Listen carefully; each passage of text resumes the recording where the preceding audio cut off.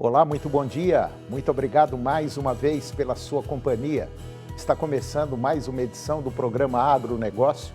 Eu desejo a você um dia de muita paz e muita saúde. E no programa de hoje nós vamos comentar da inflação, tema que estamos comentando quase todos os dias já há vários meses.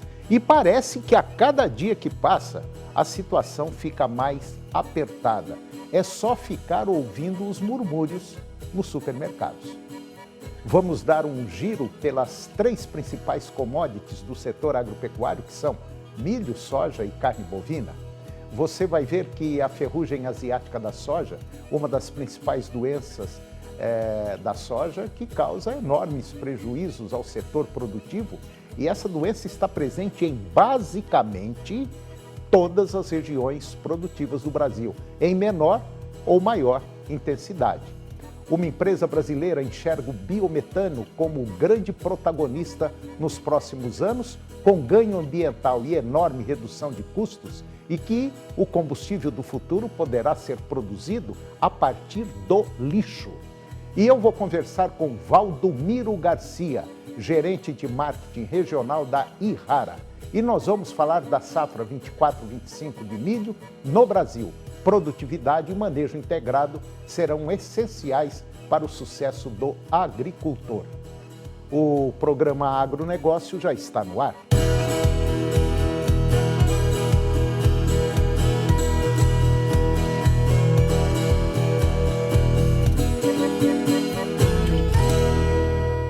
Eu começo o programa de hoje falando de inflação, tema que estamos comentando quase todos os dias, já há vários meses, e parece que a cada dia que passa, a situação fica mais apertada.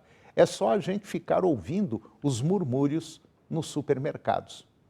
Inflação é o nome dado ao aumento dos preços de produtos e serviços.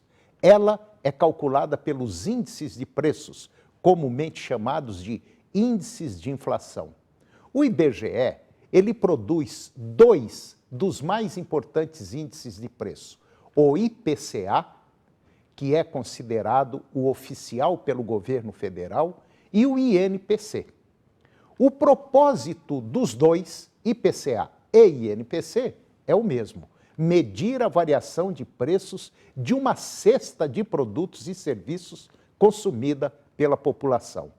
O resultado mostra se os preços aumentaram ou diminuíram de um mês para o outro. O Índice Nacional de Preços ao Consumidor Amplo, IPCA, é o principal indicador da inflação aqui no Brasil, representando a variação de preços de uma cesta de bens e serviços consumidos por famílias de 1 a 40 salários mínimos em áreas urbanas. Ele é amplamente utilizado para medir o custo de vida e orientar políticas econômicas. Em 2024, o IPCA mostra sinais de desaceleração, mas ainda reflete pressões inflacionárias em diversos setores, com uma inflação acumulada de 4,8% em 12 meses, de outubro de 2023 a outubro de 2024. Ao comparar a inflação geral da economia com a inflação dos produtos lácteos, observa-se que muitos itens desse setor registraram aumentos muito acima da média geral.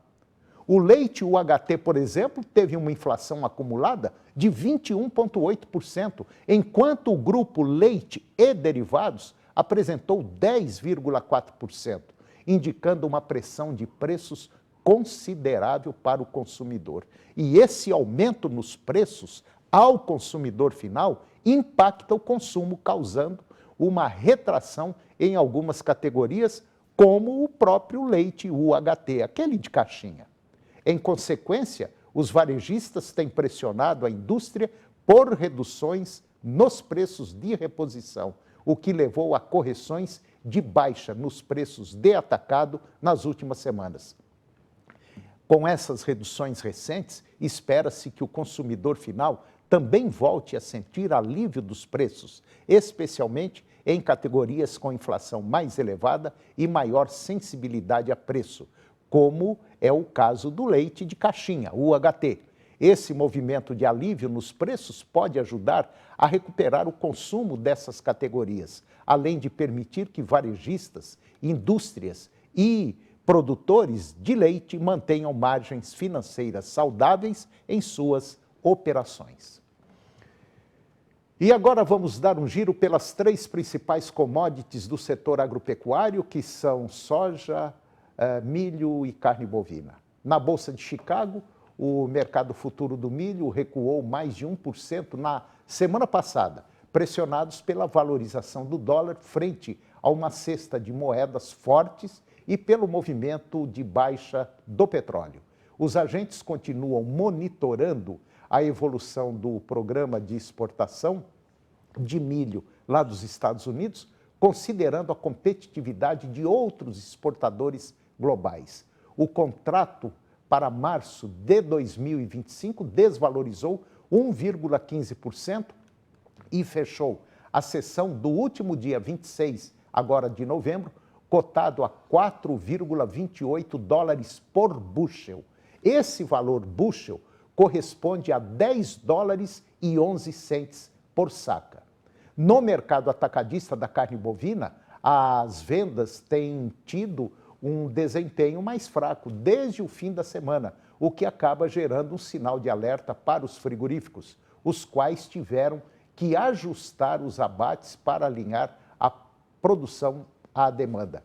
Em consequência dessa tendência de baixa, existem mercadorias aí acumuladas nos pontos de distribuição, o que gera uma preocupação ainda maior e que ainda há mercadorias remanescentes da semana passada para a venda. Este cenário de baixo consumo, ele é típico da segunda quinzena do mês, onde o consumidor está descapitalizado e acaba procurando proteínas mais acessíveis. As programações de quinta-feira para o reabastecimento da primeira quinzena do mês seguinte dependerá do sucesso das vendas. Vale ressaltar que a expectativa é de baixa sustentação e queda nos preços de vários produtos. E, por fim, a carcaça do boi castrado demonstrou estabilidade no comparativo diário, sendo precificada a R$ 23,50. E agora vamos falar da soja. Os futuros, o mercado futuro da soja em grãos, eles apresentaram aí oscilações mistas na última terça-feira na Bolsa de Chicago, influenciados pela declaração do presidente eleito dos Estados Unidos, Donald Trump, sobre uma possível imposição de tarifas adicionais de 10% sobre produtos chineses. Os movimentos opostos nos futuros, no mercado futuro do óleo e também do farelo de soja, contribuíram para essa volatilidade. O contrato para janeiro de 2025 recuou 0,23%, finalizando a sessão regular do último dia 26 de novembro, cotado a 9 dólares e 84 centes por bushel. Esse valor em bushel representa 21 dólares e 69 centes por saca. E você vai ver agora que a empresa Trígono Capital, ela enxerga o biometano como grande protagonista nos próximos anos, com ganho ambiental e enorme redução de custos, e que o combustível do futuro poderá ser produzido a partir do lixo, dos resíduos que nós produzimos, e olha que não é pouca coisa. Além do etanol de milho, a Trígono Capital, uma empresa gestora de recursos independentes, que utiliza metodologias proprietárias para obter resultados consistentes, que superam os índices e o mercado do médio e longo prazo. A Trígono Capital oferece diversificação real em produtos sustentáveis e enxerga o biometano como grande protagonista nos próximos anos, com ganho ambiental e enorme redução de custos. Quase todos os resíduos orgânicos, quando se decompõem, passa por um processo de biodigestão que libera biogás. Esse biogás, ele é rico em metano, cerca de 60%, que por ser de fonte biogênica é chamado de biometano.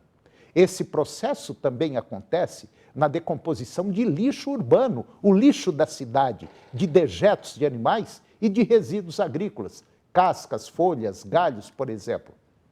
Além de outros processos fermentativos, como na produção de etanol a partir da vinhaça, ou seja, na proporção de 1 litro de etanol a cada 13 litros de vinhaça.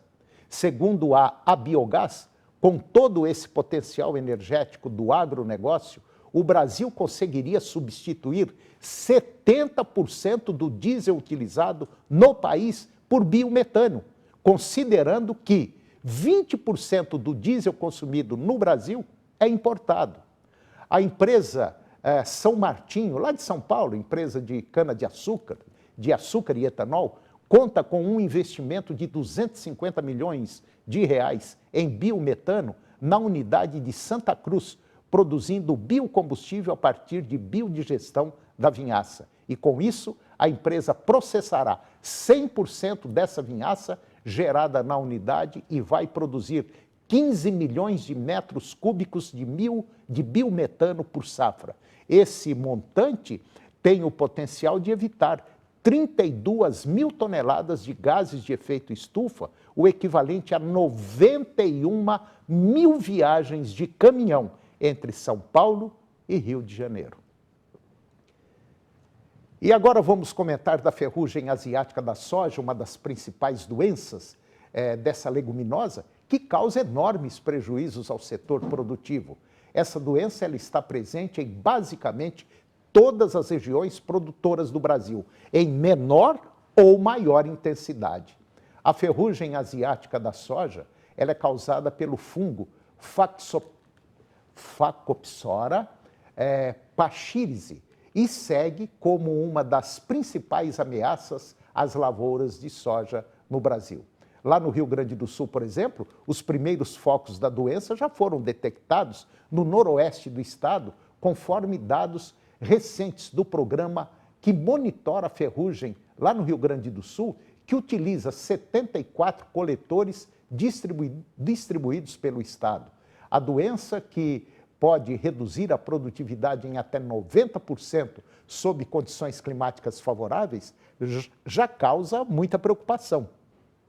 A ferrugem asiática ela compromete a produtividade ao causar desfolha precoce, impedindo a formação completa dos grãos. O fungo se espalha rapidamente pelo vento, afetando praticamente todas as regiões produtoras do país. Os sintomas incluem pontuações escuras na face superior das folhas e uredias castanhos escuras na parte inferior, que produzem os esporos responsáveis pela disseminação da doença. Desde a sua detecção no Brasil, em 2001, a ferrugem tem desafiado os sistemas de manejo, sendo responsável por perdas de produtividade dependendo do estágio da cultura e também das condições ambientais. Embora o desenvolvimento de cultivares, vamos dizer, resistentes seja difícil devido à alta variabilidade genética do fungo, o controle químico permanece como a medida mais eficiente e práticas adicionais também incluem, por exemplo, plantio em épocas menos favoráveis à doença, uso de cultivares precoces, monitoramento constante e diagnóstico precoce e controle de plantas daninhas que também podem hospedar o fungo. A assistência técnica e o monitoramento contínuo são essenciais para definir estratégias de manejo específicas para cada área, ajustando ao estágio das plantas e às condições climáticas. E depois do intervalo eu vou conversar com Valdomiro Garcia, gerente de marketing regional da Irrara, e nós vamos falar da safra 24-25 aqui no Brasil, principalmente de milho, e nós vamos falar da produtividade e também do manejo integrado, que serão essenciais para o sucesso do agricultor. Nós voltamos já, é um minuto só.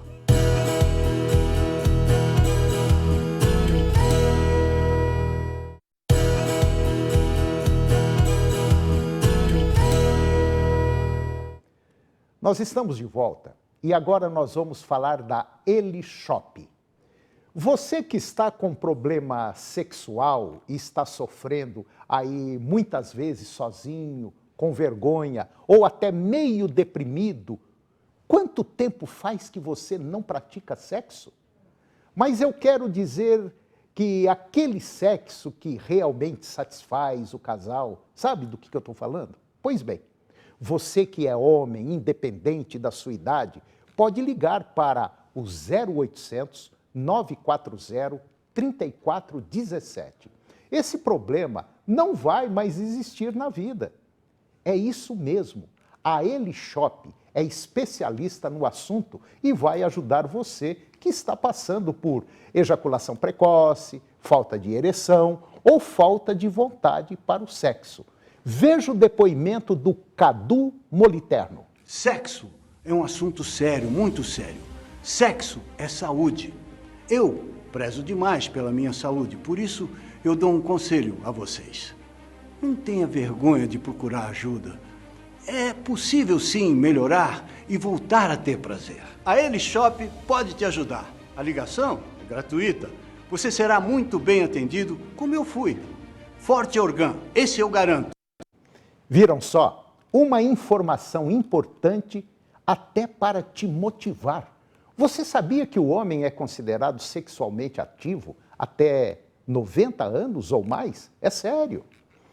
Mas o estresse do dia a dia e a falta de hábitos saudáveis acaba baixando o apetite sexual e gerando problemas de ereção, ejaculação precoce e até impotência. Ligue grátis 0800 940 3417. A Elishop irá entender o seu problema e adequar o tratamento certo para você. Ligue grátis 0800 940 3417. Para você que é aposentado, pensionista, tem desconto especial e preço especial. Não sai caro tratar da sua saúde. O que sai caro é perder a única vida que você tem. Vou falar com calma. 0800 940 3417.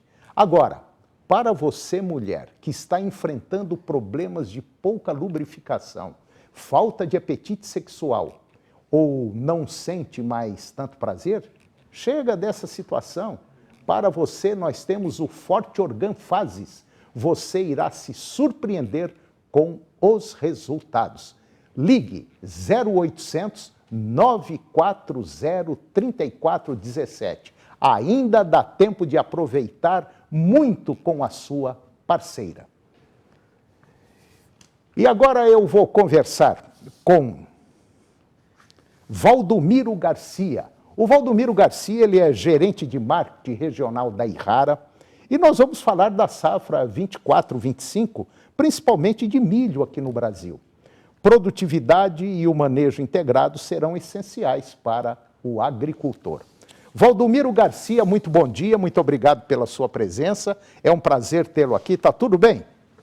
Bom dia, agradeço o convite, tudo ótimo. Tá.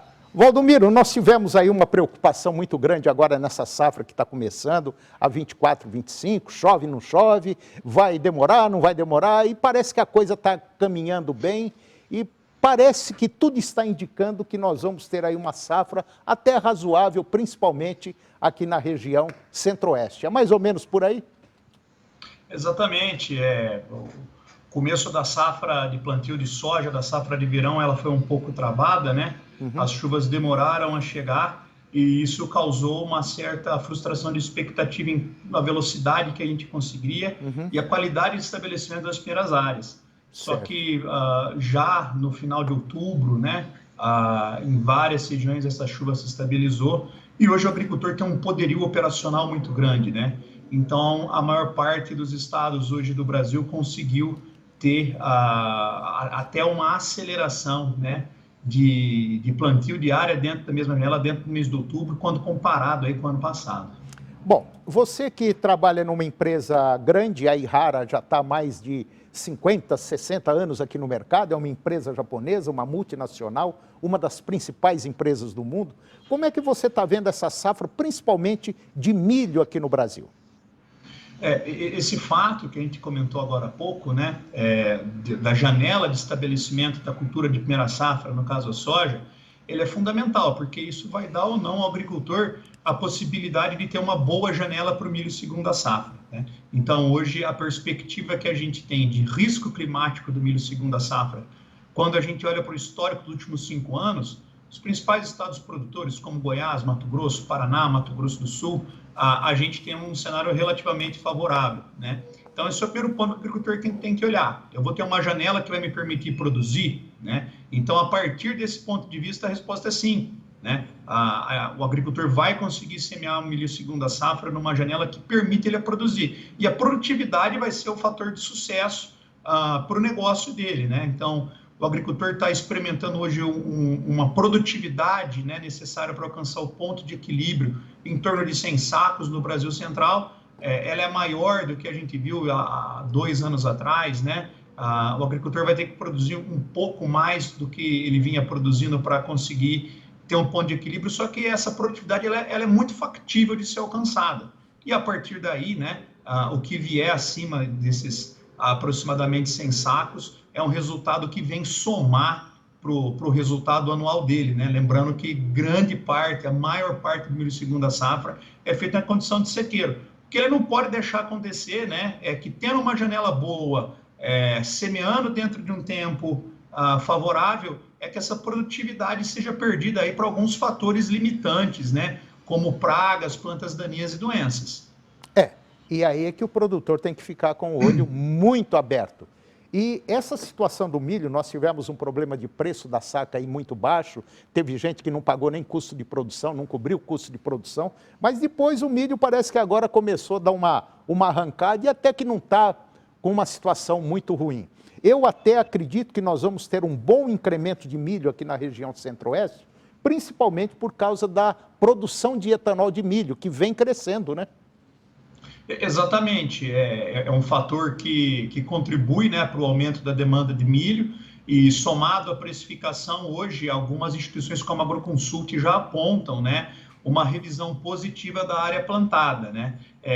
Isso também reflete no ritmo de compras do agricultor para o pacote de insumos aí para a segunda safra de milho, pensando em fertilizantes, sementes, especialmente em defensivos. É nesse ponto que a Ihara tem uma grande contribuição, inclusive com o lançamento de novas tecnologias para proteger a produtividade do milho, como é o caso do herbicida Apse, que é uma grande inovação que a Ihara traz, um produto completo em que o agricultor vai combater as plantas daninhas que roubam a produtividade do milho, seja as plantas daninhas de folha larga, seja as plantas daninhas de folhas estreitas, em uma única solução, né? Então, isso é muito importante.